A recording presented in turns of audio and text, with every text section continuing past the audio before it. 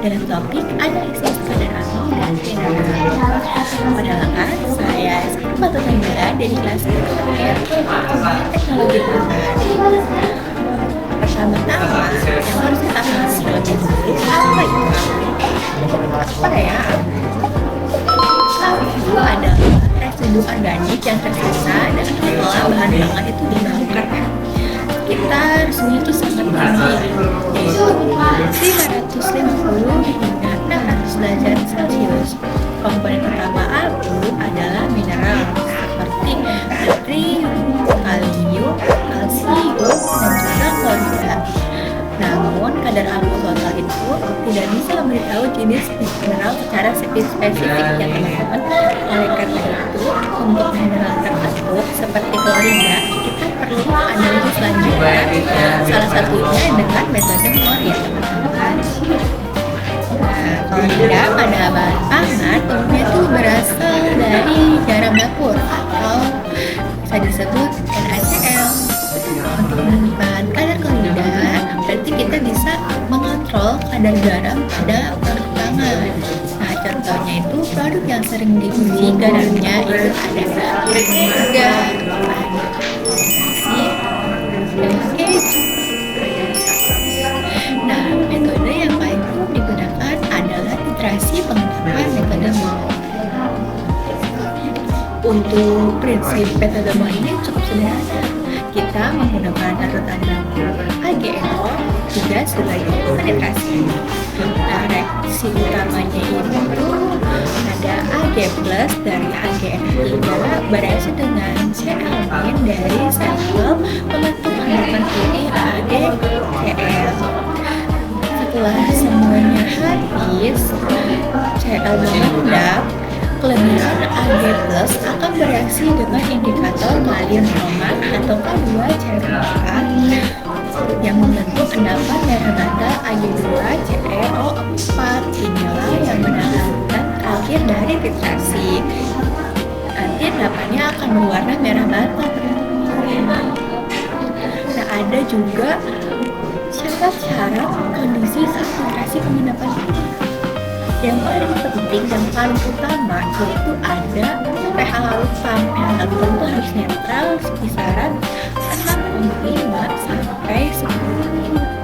Kalau pH-nya terlalu tinggi, maka akan terbentuk endapan NaOH yang mengganggu.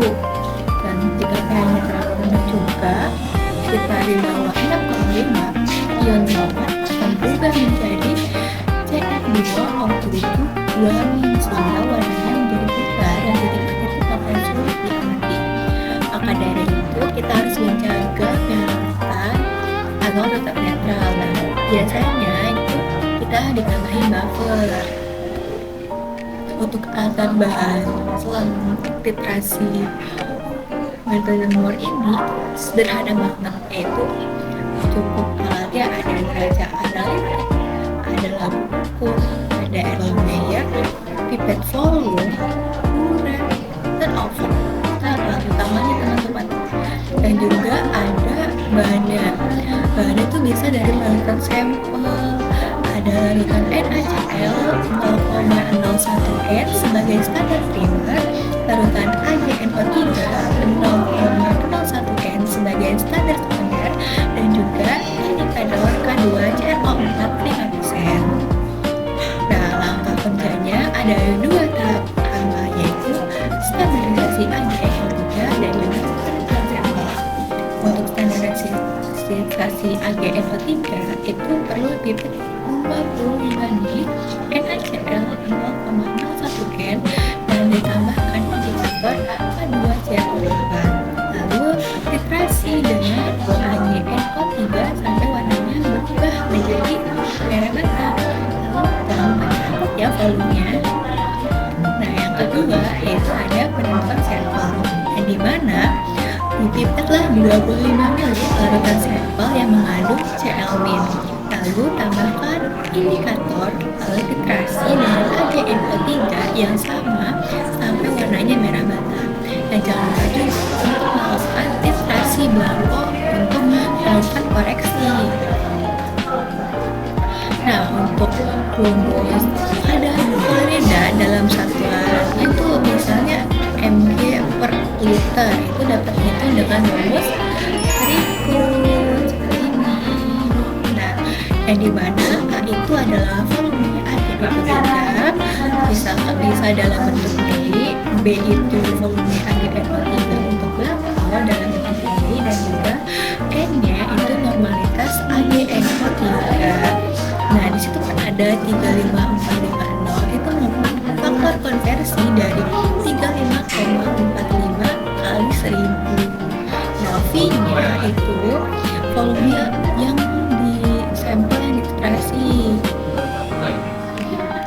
Nah, hasil akhirnya bakal menunjukkan berapa mg klorida dalam setiap liter larutan yang dititrasi. Nah, jika kadar Cl-nya tinggi itu akan menyebabkan adanya penambahan garam atau kontaminasi, misalnya dari air proses.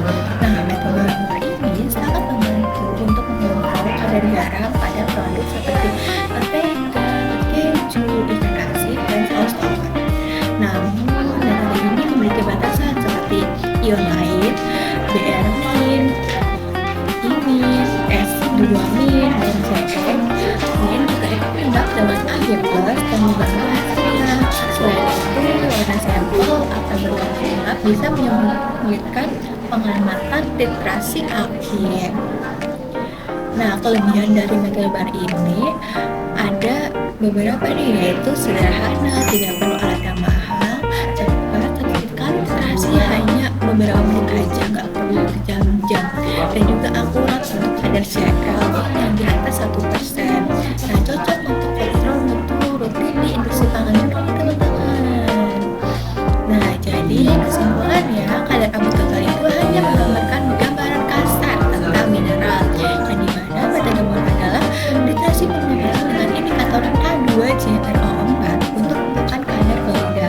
Prinsipnya Ag+ pengendapan Cl-min sebagai AgCl dengan pengendapan putih. Kelebihannya Ag+ akan bereaksi dengan CrO4-min membentuk Ag2CO4 berwarna merah sebagai tanda titik air. Nah, metode ini penting untuk pengawasan kadar garam dalam produk pangan. Baiklah, sekian penjelasan dari saya.